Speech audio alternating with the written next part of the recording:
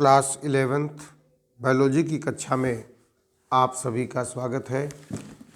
आपको chapter number 18 परिसंचरण एवं देह तरल सर्कुलेशन एंड बॉडी फ्लूइड्स के बारे में बताया जा रहा था, जिसमें हमने अब तक आपको रुधिर के बारे में बहुत कुछ जानकारी दी है और बताया था कि रुधिर हृदय और रुधिर वाहिनियों के अंदर पूरे शरीर में निरंतर परिक्रमा करता है और रुधिर की मात्रा शरीर के कुल भार का 7.8 होती है।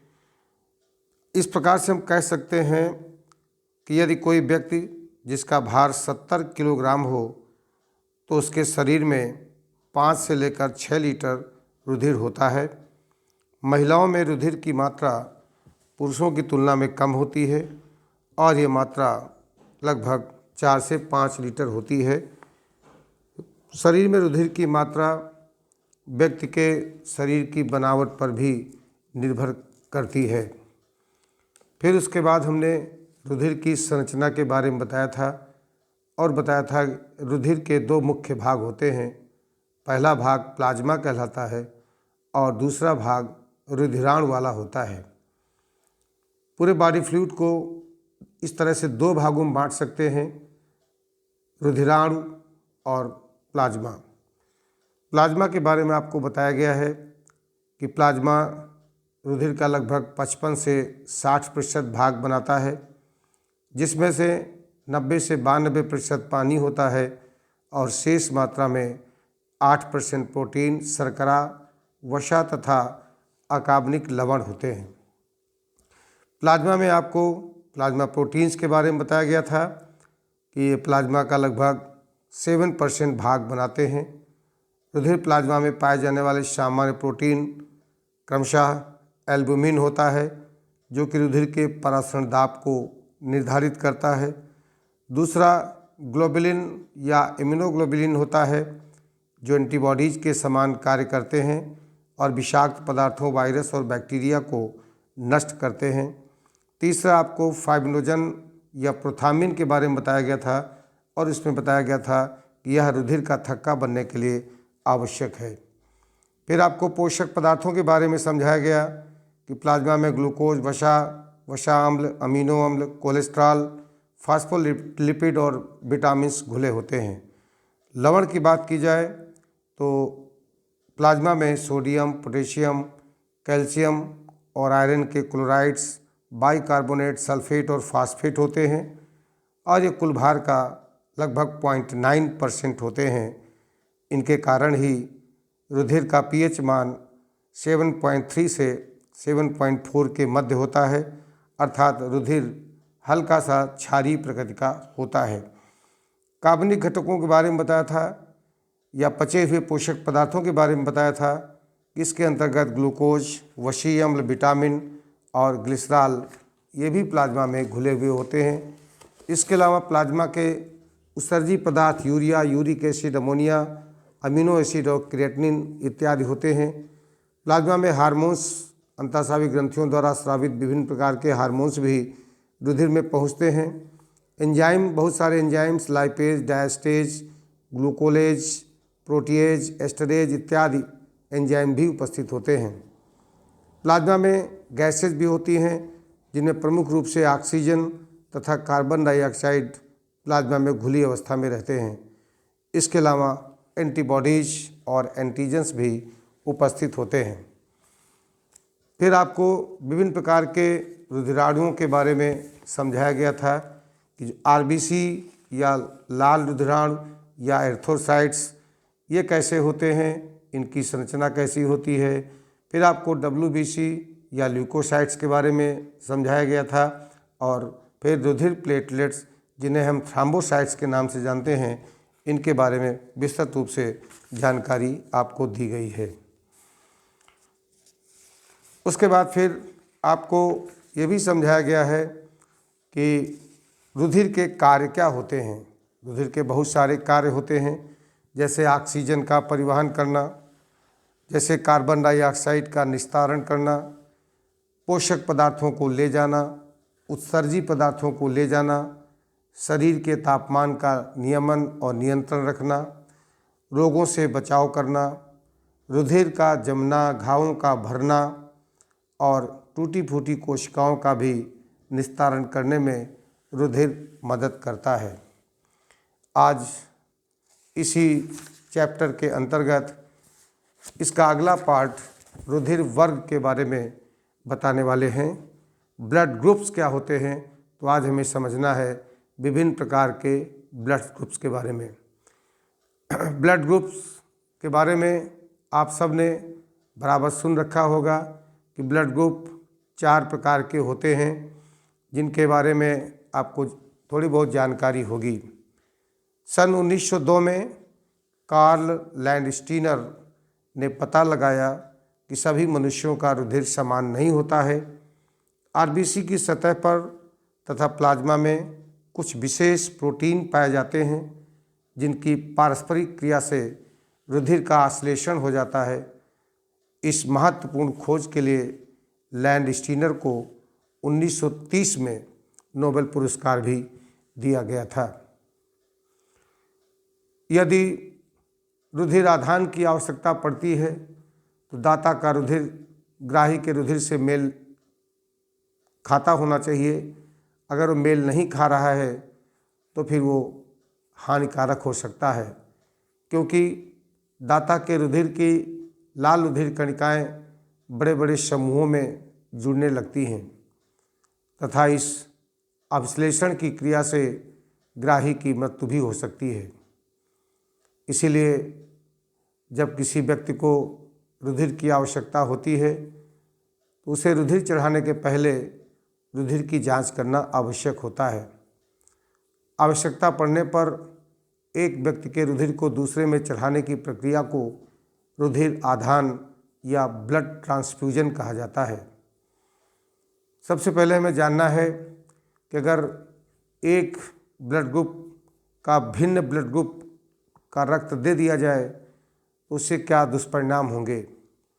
सबसे बड़ा दुष्परिणाम होगा कि अभिश्लेषण या समूहन हो जाएगा, जिसे हम एग्लूटिनेशन या क्लम्पिंग कहते हैं।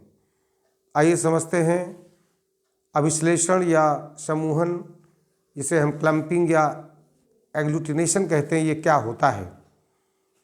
जैसा कि आप जानते हैं कि लाल रुधिर कणिकाओं यानी आरबीसीज की कला पर 2 प्रकार के ग्लाइकोप्रोटीन पाए जाते हैं। इन ग्लाइकोप्रोटीन्स को हम एंटीजन्स या प्रतिजन के नाम से जानते हैं। इन्हें एंटीजन ए और एंटीजन बी के रूप में दर्शाया जाता है और इनका विरोध करने के लिए प्लाज्मा में 2 प्रोटीन्स पाई जाती हैं, जिन्हें हम एंटीबॉडीज़ कहते हैं। एंटीबॉडीज़ को एंटी ए अथवा फिर स्मॉल लेटर में ए लिखते हैं या एंटी बी या स्मॉल लेटर में बी से दर्शाते हैं। सदैव एंटीजन ए रुधिर वाले व्यक्ति के प्लाज्मा में एंटीबॉडी बी तथा एंटीजन बी रुधिर वाले व्यक्ति के प्लाज्मा में एंटीबॉडी ए पाया जाता है। एंटीजन ए एंटीबॉडी स्मॉल ए की उपस्थिति में तथा एंटीजन बी एंटीबॉडी बी की उपस्थिति में अत्यधिक चिपचिपे हो जाते हैं, जिससे लाल रुधिराणु आपस में चिपक कर एक गुच्छा बना लेते हैं। इस प्रकार से आरबीसीज का चिपक करके समूहन हो जाना रुधिर का अभिश्लेषण कहा जाता है। जिन व्यक्तियों के रुधिराणुओं की कला पर एंटीजन ए और एंटीजन बी दोनों ही पाए जाते हैं, उनके रुधिर प्लाज्मा में कोई एंटीबॉडी नहीं होता, किंतु जिनके आरबीसीज की कला पर कोई एंटीजन नहीं होता है, उनके रुधिर प्लाज्मा में एंटीबॉडी ए और बी दोनों पाई जाती हैं। रुधिर वर्ग के प्रकार की बात की जाए तो लैंडस्टीनर ने रुधिर वर्ग को 4 मुख्य वर्गों में बांटा है, जिन्हें हम रुधिर वर्ग ए, रुधिर वर्ग बी, रुधिर वर्ग ए बी तथा रुधिर वर्ग ओ के नाम से जानते हैं। इन रुधिर वर्गों में पाए जाने वाले एंटीजन और एंटीबॉडी हम इस तालिका से स्पष्ट रूप से देख सकते हैं। रुधिर वर्ग ए है तो उनके आरबीसी में एंटीजन कैपिटल ए होगा और एंटीबॉडी बी होगी। और यदि रुधिर वर्ग बी है उसमें एंटीजन बी होगा, एंटीबॉडी ए होगी। रुधिर वर्ग ए बी में एंटीजन ए बी होगा और कोई भी एंटीबॉडी नहीं होती है। रुधिर वर्ग ओ में कोई भी एंटीजन नहीं होता, एंटीबॉडी ए और बी दोनों ही पाई जाती हैं। ऐसा देखा गया है कि रुधिर वर्ग ए रखने वाले भारतीयों की परसेंटेज में संख्या जो होती है वह लगभग 23.5% होती है, जबकि बी रुधिर वर्ग वाले व्यक्तियों की संख्या 34.5% होती है। ए बी रुधिर वर्ग वाले व्यक्तियों की संख्या, भारतीयों की संख्या 7.5% और रुधिर वर्ग ओ वाले व्यक्तियों की संख्या 34.5% होती है। यह ऐसा स्टडी करने के बाद ये निष्कर्ष निकाला गया है। इसके बाद फिर जो 4 मुख्य रुधिर वर्ग हैं इनको भी हमें समझना है। रुधिर वर्ग ए, इसमें एंटीजन ए और एंटीबॉडी बी पाई जाती है। रुधिर वर्ग बी में एंटीजन बी और एंटीबॉडी ए पाई जाती है। रुधिर वर्ग ए बी में ए और बी दोनों ही एंटीजन होते हैं लेकिन कोई भी एंटीबॉडी उपस्थित नहीं होती है। रुधिर वर्ग ओ, इसमें कोई भी एंटीजन नहीं होता किंतु एंटीबॉडी ए और बी दोनों ही उपस्थित होते हैं। इसीलिए रुधिर वर्ग ए बी, जिसमें कि कोई भी एंटीबॉडी नहीं होता, ऐसे रुधिर वर्ग को हम सर्वग्राही के नाम से जानते हैं, यूनिवर्सल एक्सेप्टर के नाम से जानते हैं। अर्थात ए बी रुधिर वर्ग वाला व्यक्ति किसी का भी ब्लड ले सकता है क्योंकि इसमें कोई भी एंटीबॉडी उपस्थित नहीं होती। इसी प्रकार रुधिर वर्ग ओ वाले व्यक्ति में ए और बी दोनों ही एंटीबॉडी उपस्थित होती हैं, कोई भी एंटीजन इसमें नहीं पाया जाता। इसलिए रुधिर वर्ग ओ वाला व्यक्ति किसी भी ब्लड ग्रुप वाले व्यक्ति को अपना रक्त दे सकता है। इसीलिए रुधिर वर्ग ओ को यूनिवर्सल डोनर या सार्वत्रिक दाता के नाम से जाना जाता है। अगर इन 4 ब्लड ग्रुप जिनके नाम आपने blood group A, blood group B, blood group A B और ब्लड ग्रुप ओ जो आप नाम जानते हैं, इनमें से रुधिर वर्ग ए बी अर्थात ब्लड ग्रुप ए बी को हम सार्वत्रिक ग्राही के नाम से जानते हैं, यूनिवर्सल एक्सेप्टर कहते हैं, जबकि रुधिर वर्ग ओ को हम सर्वदाता के नाम से जानते हैं। तो इस तरह से रुधिर वर्ग बहुत ही महत्वपूर्ण होते हैं। इसके बाद फिर इसी में आता है कि विभिन्न रुधिर वर्गों का हम टेस्ट कैसे कर सकते हैं, परीक्षण कैसे करते हैं। तो रुधिर वर्ग का परीक्षण करने के लिए सबसे पहले जिस व्यक्ति का रुधिर परीक्षण करना होता है उसके हाथ की एक उंगली में स्टेरलाइज्ड सुई द्वारा पिन करके रुधिर की एक एक बूंद स्वच्छ स्लाइड पर 2 स्थानों पर रखते हैं। अर्थात जो हम इंजेक्शन या सिरिंज के द्वारा ब्लड निकालते हैं उसको एक साफ स्लाइड में 2 जगह पर रखते हैं। पहली बूंद में एंटी ए सीरम और दूसरी बूंद में एंटी बी सीरम को मिला देते हैं। कुछ समय बाद देखते हैं दोनों बूंदों का फिर सावधानीपूर्वक निरीक्षण करने पर पाते हैं यदि दोनों बूंदों का रुधिर फट जाता है तो व्यक्ति का रुधिर ए बी होगा। यदि कोई बूंद नहीं फटती तो रुधिर वर्ग ओ होगा और यदि केवल पहली बूंद फटती है तो रुधिर वर्ग ए होगा और यदि केवल दूसरी बूंद फटती है तो रुधिर वर्ग बी होगा। इस प्रकार से हम रुधिर वर्गों का परीक्षण बड़ी आसानी से प्रयोगशाला में भी कर सकते हैं। इस तरह से हम रुधिर वर्गों की पहचान कर सकते हैं, जैसा कि आप अपनी स्क्रीन पर देख सकते हैं कि किस प्रकार से रुधिर वर्ग को हम पहचान पाते हैं। बहुत ही आसान तरीका है रुधिर वर्गों के निर्धारण का। इसके बाद फिर बात करते हैं रुधिर आधान क्या होता है। ब्लड ट्रांसफ्यूजन से आप क्या समझते हैं। रुधिर आधान के समय यह सुनिश्चित कर लेना आवश्यक होता है कि रुधिर में प्रयोग होने वाले वर्गों अर्थात दाता और ग्राही, डोनर और एक्सेप्टर के एंटीजन और एंटीबॉडी का तालमेल ऐसा हो कि दाता और ग्राही के रुधिराणुओं का आपस में अभिश्लेषण न हो, अर्थात आपस में चिपके नहीं। इसके लिए दोनों के रुधिर वर्गों की अलग अलग जांच कर लेते हैं। रुधिर आधान हमेशा समान वर्गों के बीच ही बेहतर होता है, किंतु आवश्यकता अनुसार कुछ अलग अलग वर्गों के बीच भी रुधिर आधान किया जा सकता है। आधान के समय दाता के एंटीजन और ग्राही के एंटीबॉडी पर विशेष ध्यान दिया जाना चाहिए। AB रुधिर वर्ग के मनुष्य सर्वग्राही अर्थात यूनिवर्सल एक्सेप्टर और O रुधिर वर्ग के व्यक्ति यूनिवर्सल डोनर या सर्वदाता कहलाते हैं। जैसा कि आपने अभी समझ लिया है कि सर्वदाता क्यों कहलाते हैं। इस तरह से रुधिर का आधान करने के पहले रुधिर की जांच करना बहुत ही आवश्यक होता है। तो इसे हम अब बड़ी आसानी से इस बात को भी जान सकते हैं कि रुधिर वर्ग का आधान किस प्रकार से किया जाना चाहिए। इस तरह से अब आता है कि रुधिर बैंक क्या होता है। ब्लड बैंक किसे कहते हैं। रुधिर बैंकों में विशेष विधियों द्वारा रुधिर को 30 दिन तक ज्यों का त्यों रखा जा सकता है। इसके लिए दाता के रुधिर वर्ग का परीक्षण किया जाता है।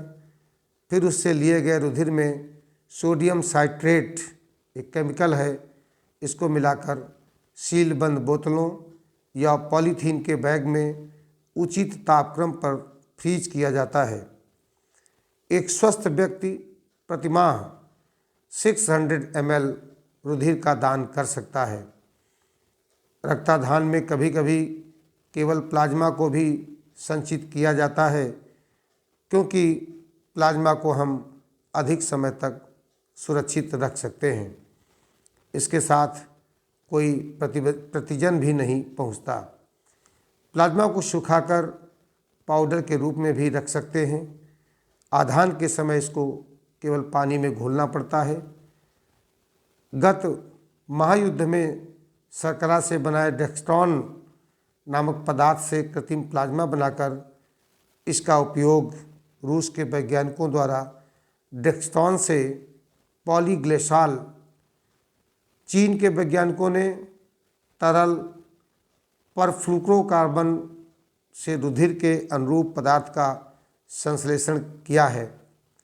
कहते हैं कि इसमें ऑक्सीजन और कार्बन डाइऑक्साइड के संवहन की क्षमता भी होती है। तो परफ्लुरोकार्बन भी काफ़ी महत्वपूर्ण होता है। विश्व का सबसे प्रमुख रुधिर बैंक रेड क्रॉस सोसाइटी होती है, जिसका नाम आपने सुना होगा।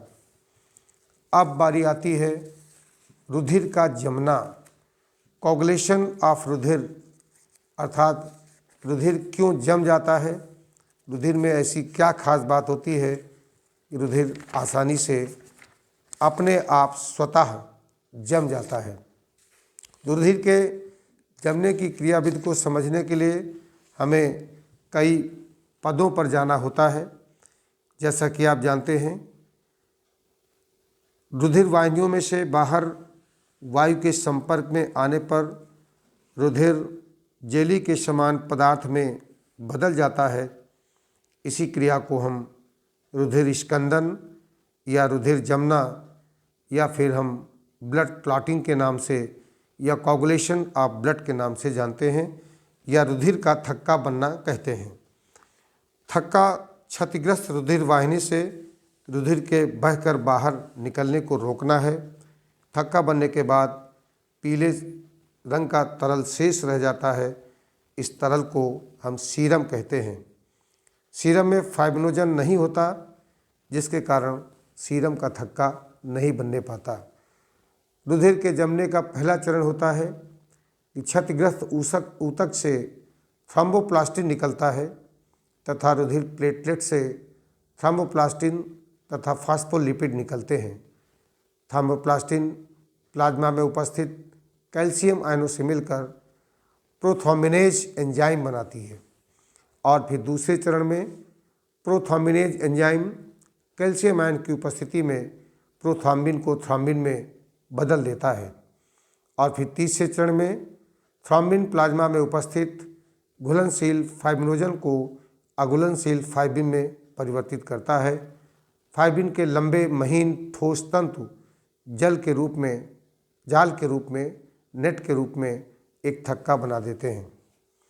यदि यकृत में पोटेशियम आयन की कमी हो तो प्रोथ्रोम्बिन तथा फाइब्रिनोजन का निर्माण नहीं होता तथा रुधिर के जमने में व्यवधान उत्पन्न होता है। रुधिर स्कंदन की पूरी क्रिया में कुल समय 4 से 8 मिनट तक लगता है। रुधिर वाहिनियों में रुधिर क्यों नहीं जमता, ये प्रश्न आपके दिमाग में जरूर उठता होगा। चोट लगने पर बाहर जम जाता है जबकि वाहिनियों में बहने वाला रुधिर नहीं जमता है। क्यों नहीं जमता है? क्योंकि रुधिर में उपस्थित एंटीकोगुलेंट हिपैरिन पदार्थ होता है, हिपैरिन पाया जाता है, जिसके कारण रुधिर नहीं जमने पाता। इस तरह से रुधिर वाहिनियों में हिपैरिन के कारण रुधिर नहीं जम पाता है। उसके बाद रुधिर के बारे में लगभग आप सबको पूरी जानकारी दे दी गई है। अंत में आपने देखा कि कोगुलेशन ऑफ ब्लड या रुधिर का थक्का कैसे बनता है और रुधिर वाहिनियों में बहते हुए रुधिर में थक्का क्यों नहीं बनता है।